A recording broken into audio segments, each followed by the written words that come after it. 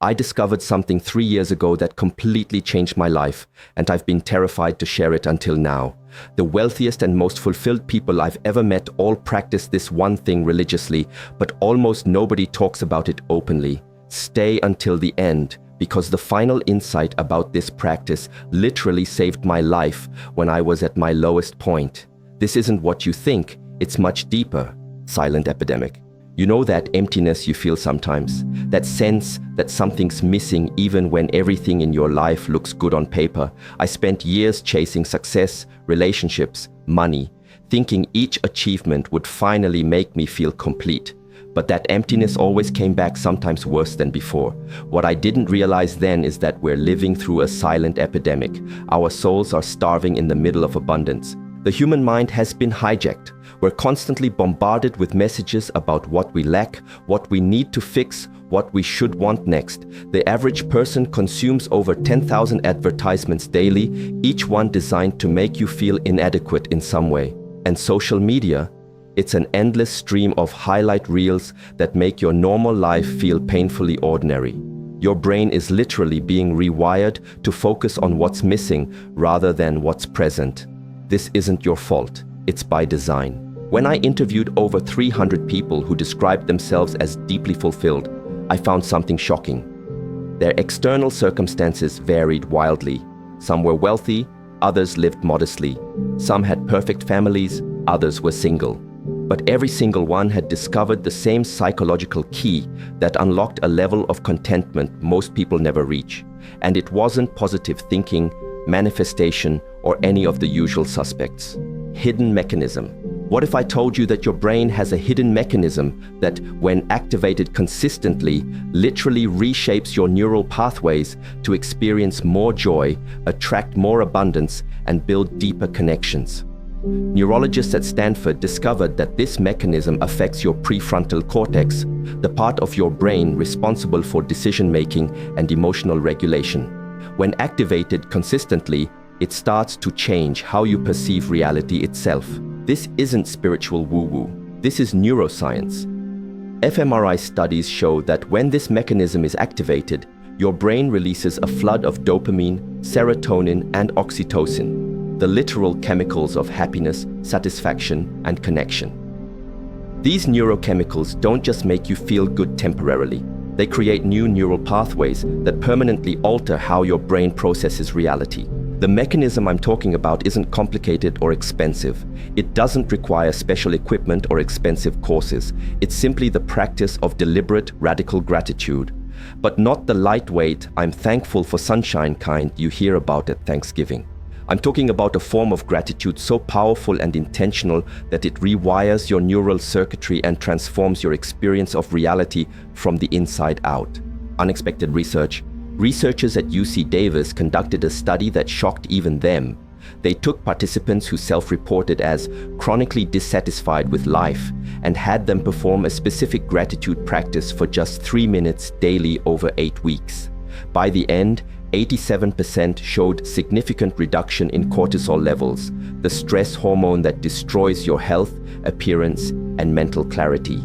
Even more surprising, their income increased by an average of 27% during the study period, despite making no deliberate changes to their work habits. How is this possible? It's because gratitude doesn't just change how you feel. It changes what you see and what you attract. When your brain is trained to notice what's working, what's abundant, and what's possible, you start making decisions from a completely different place. You notice opportunities that were always there but were previously invisible to you. You approach challenges with resources you didn't realize you had. The wealthiest people I know practice this religiously, not because they read it in some self-help book, but because they've directly experienced how it expands their reality. One billionaire I interviewed for my research told me, "The day I really understood gratitude was the day I started making real money. Before that, I was just scrambling like everyone else." Painful truth. But here's the painful truth most gratitude teachers won't tell you.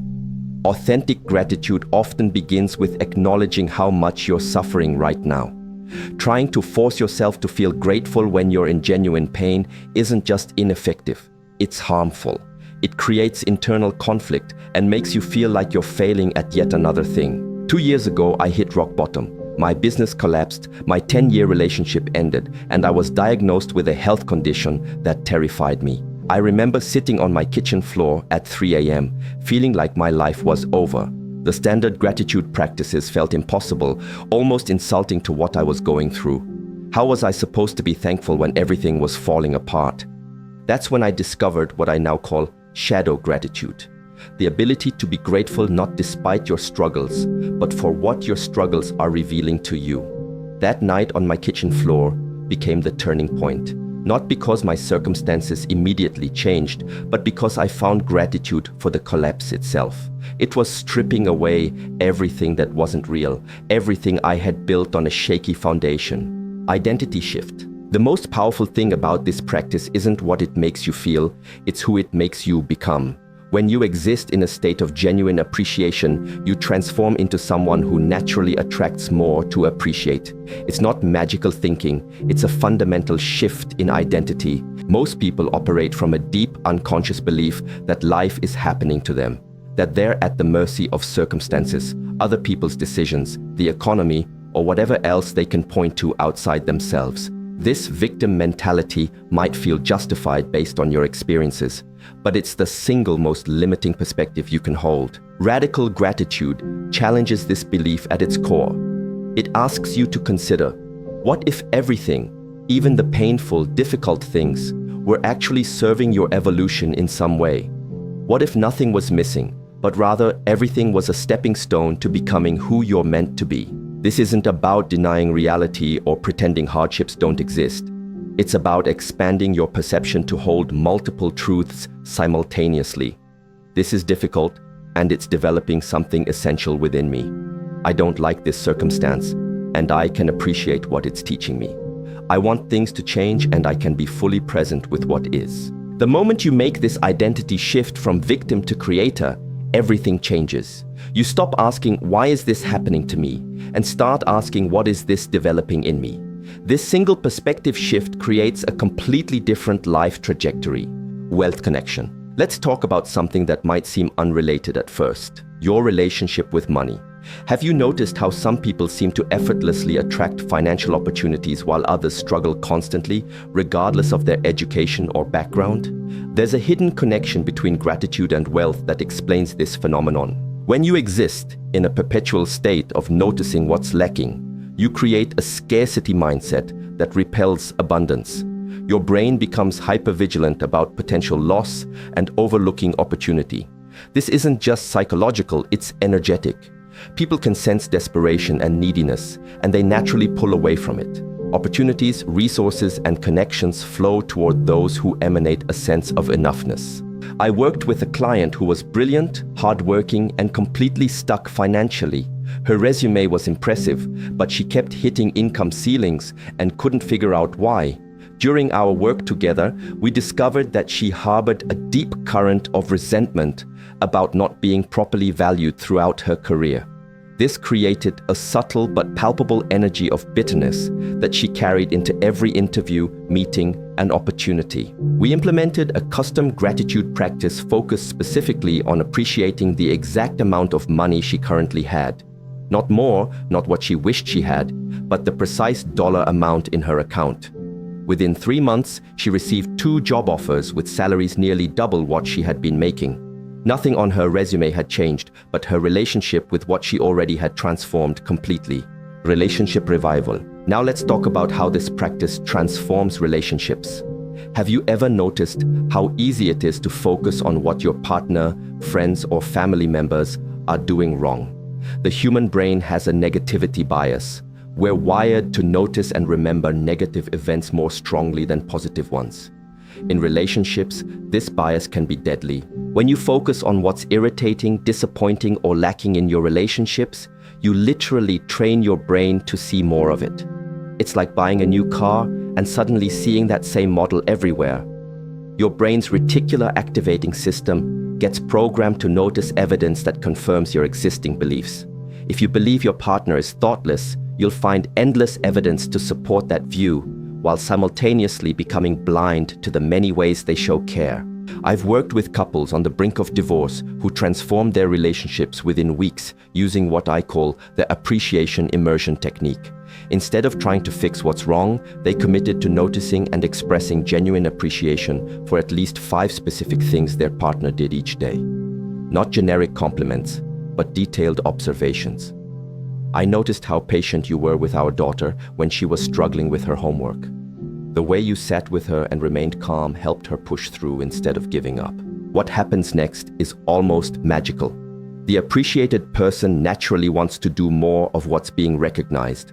The person practicing the appreciation starts experiencing more genuine affection. The relationship begins an upward spiral instead of a downward one. And here's the key insight. Nothing external had to change first. The only thing that changed was attention. Healing doorway.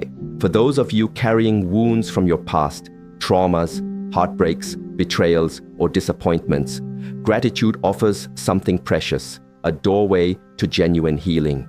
Not by bypassing the pain, but by creating enough spaciousness around it that it can finally transform. Most approaches to emotional healing focus on analyzing the wound itself, understanding why it happened, processing the emotions, or confronting those who hurt you. These approaches have their place, but they often keep you identified with the wound. When your healing journey centers entirely around your trauma, you remain defined by it. Gratitude creates a different entry point. Instead of asking, how can I overcome this pain? You begin asking, what has this challenge awakened in me that I might not have discovered otherwise? This subtle shift moves you from victim consciousness to creator consciousness. It puts you back in the driver's seat of your evolution. One of the most profound transformations I witnessed was with a woman who had experienced severe childhood abuse. She had done years of therapy and intellectual processing, but still felt fundamentally broken. When she began practicing what I call capacity gratitude, appreciation for the depth, resilience, and wisdom her experiences had carved in her, something remarkable happened.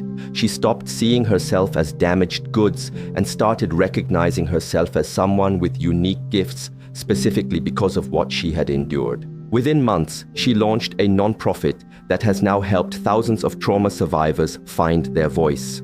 Her wound became her gift, not because she denied the pain, but because she found meaning within it. And meaning, it turns out, is the ultimate healer.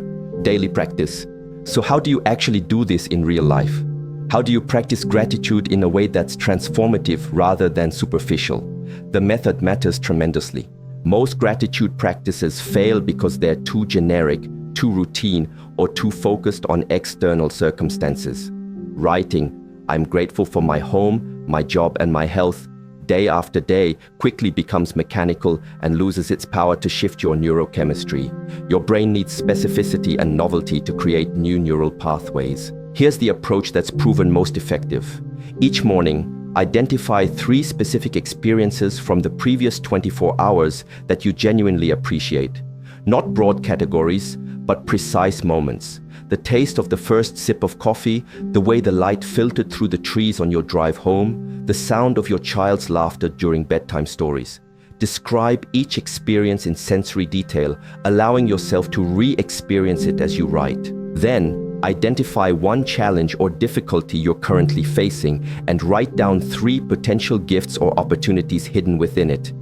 Maybe it's developing patience, revealing a weakness that needs strengthening, or pushing you toward a necessary change you've been avoiding. The key is finding authentic appreciation for the growth opportunity, not toxic positivity that denies the difficulty. Finally, identify one person who has positively impacted your life whom you haven't properly thanked. Write a full page to them, even if you never send it, detailing the specific ways they've influenced you. This expands your awareness of the invisible support network that surrounds you. When you practice gratitude with this level of precision and depth, it stops being a rote exercise and becomes a portal to a different quality of consciousness. You're not just listing things you like, you're training yourself to perceive reality through a lens of abundance, connection, and possibility. Shadow work. Now we need to talk about something most gratitude teachers carefully avoid: the shadow side of appreciation. If you've tried gratitude practices before and found them ineffective or even frustrating, there's likely an unaddressed shadow blocking your way. For many people, especially those who've experienced significant trauma or deprivation, gratitude can initially trigger feelings of anger, unworthiness, or fear. Your nervous system might interpret appreciation as dangerous because it conflicts with deep protective mechanisms you've developed. For example, if you learned early that getting your hopes up leads to disappointment, allowing yourself to feel genuine appreciation might feel threatening, like you're setting yourself up for inevitable pain. If you've been chronically undervalued, practicing gratitude can trigger the very valid question, why should I be grateful when I haven't received what I deserve? These reactions aren't wrong or evidence that you're doing gratitude incorrectly. They're important information about the wounds that need tending before gratitude can take root authentically. This is what I call gratitude shadow work, and it's an essential step that most teachers skip. Start by acknowledging the resistance. Part of me is afraid to feel truly grateful because it's hard for me to appreciate what I have when I'm still hurting about. Give these feelings space to exist without judgment. Your resentments, disappointments, and fears deserve acknowledgement. Then, practice what I call both and gratitude, holding two seemingly contradictory truths simultaneously. I am deeply disappointed by how I've been treated, and I can appreciate the strength I've developed as a result. I still want more financial abundance, and I can genuinely value what I currently have. This integration of shadow and light creates a gratitude practice with integrity, one that honors your full experience rather than bypassing parts of it. And paradoxically, acknowledging the darkness makes room for much more authentic light. Energy shift. Something fascinating happens when you commit to this practice for at least 40 days. The time neuroscience shows it takes to begin establishing new neural pathways. Your energetic signature begins to change. People respond to you differently without knowing why. Opportunities appear with seemingly mysterious timing. Solutions to problems emerge more easily. This isn't mystical thinking, it's a practical reality of how human beings function. When you shift your dominant emotional state from criticism, worry, or dissatisfaction to genuine appreciation, everything about you changes. Your facial expressions, your tone of voice, your posture, even your pheromones. Other people subconsciously read and respond to these cues. I've seen this energy shift transform careers, heal relationships, and attract resources that previously seemed impossible. One client went from being repeatedly passed over for promotion to receiving 3 offers in 4 months, after changing nothing about her resume or qualifications, only her internal state. Another repaired a relationship with an estranged sibling after 15 years of no contact, not by forcing reconciliation, but by focusing intensely on appreciation for the lessons their conflict had taught him. The principle at work here is simple but profound. What you appreciate appreciates. The very act of valuing what you have increases its value and attracts more of the same quality. Not because of some cosmic vending machine, but because appreciation fundamentally alters how you show up in the world, and the world naturally responds in kind. Ancient wisdom. This practice isn't new. Every spiritual tradition throughout human history has emphasized gratitude as a cornerstone of enlightened living. In Buddhism, it's part of the path to awakening. In Christianity, it's mentioned over 150 times in scripture. Indigenous cultures worldwide have elaborate rituals of giving thanks that precede any asking or receiving. What's new is our understanding of why these ancient practices work so powerfully. We now have the neuroscience, psychology, and physiological research to explain what our ancestors knew intuitively.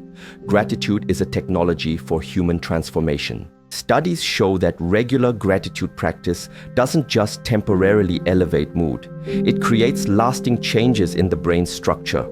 The prefrontal cortex, responsible for positive emotion, actually gets stronger and more active. The right anterior insula, linked to empathy and connection, shows increased gray matter density. These physical changes in the brain create new default settings for how you process experience. But understanding the science, while fascinating, isn't necessary for transformation. The ancients didn't know about prefrontal cortices or neurotransmitters. They simply observed the obvious truth.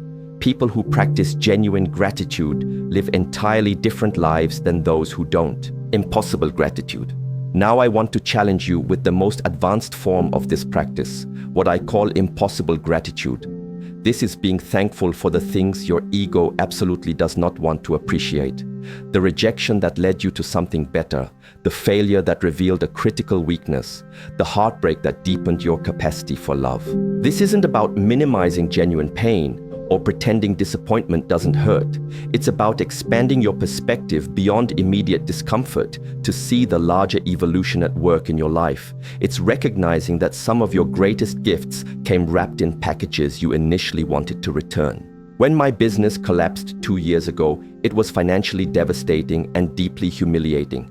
I had to move out of my beautiful home, ask friends for help, and completely reimagine my future.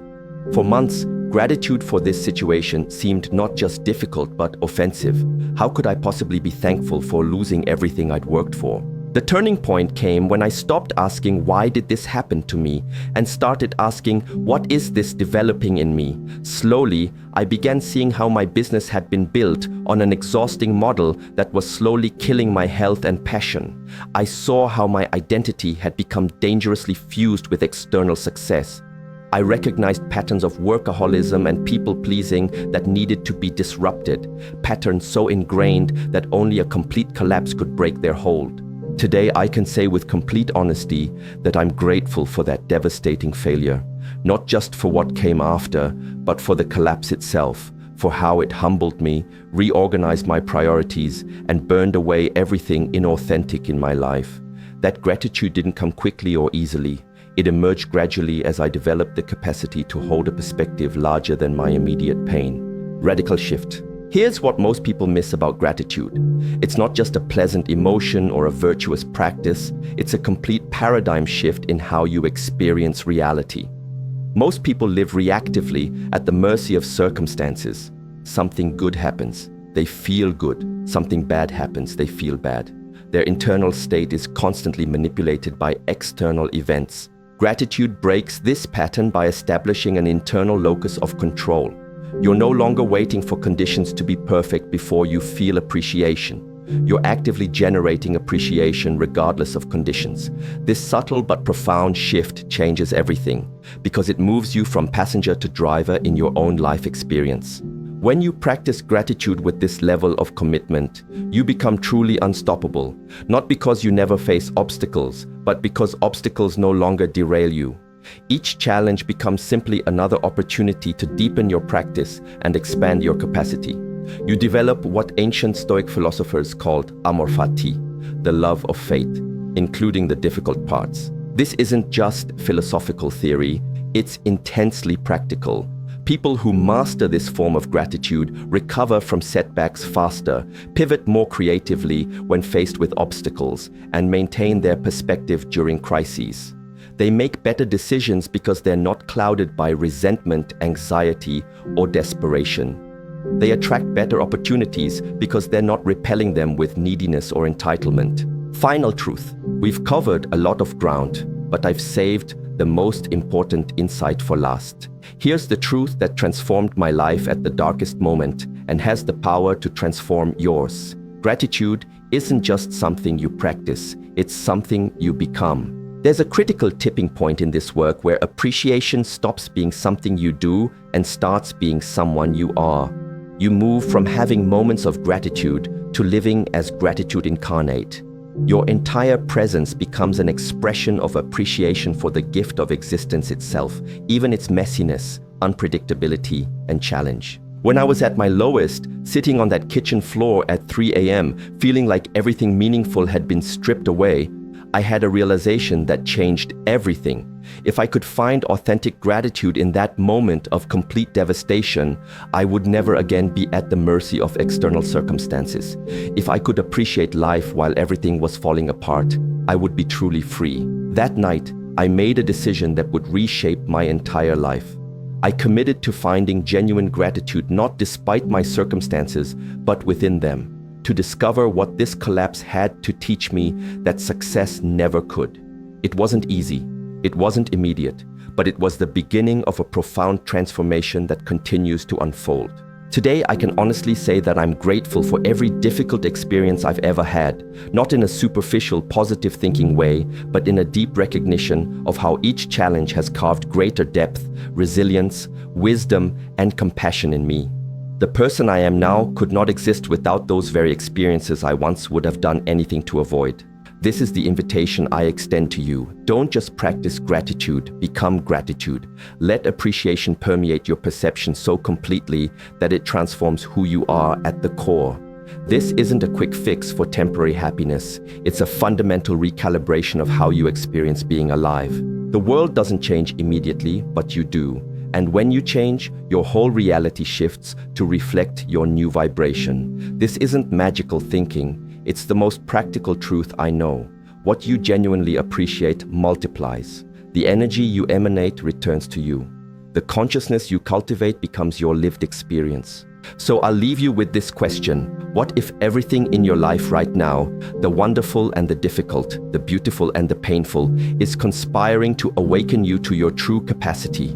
What if nothing is missing, nothing is broken, and everything is unfolding exactly as needed for your evolution? What might become possible from that place? Thank you for staying until the end. This practice saved my life. It transformed my reality from the inside out. And if you commit to it fully, without reservation, it will do the same for you. Not because you'll suddenly have perfect circumstances, but because you'll no longer need them to experience the depth, richness, and beauty available in every moment, exactly as it is. The choice is yours. The time is now. Your life is waiting to be transformed through the simple but profound practice of authentic gratitude.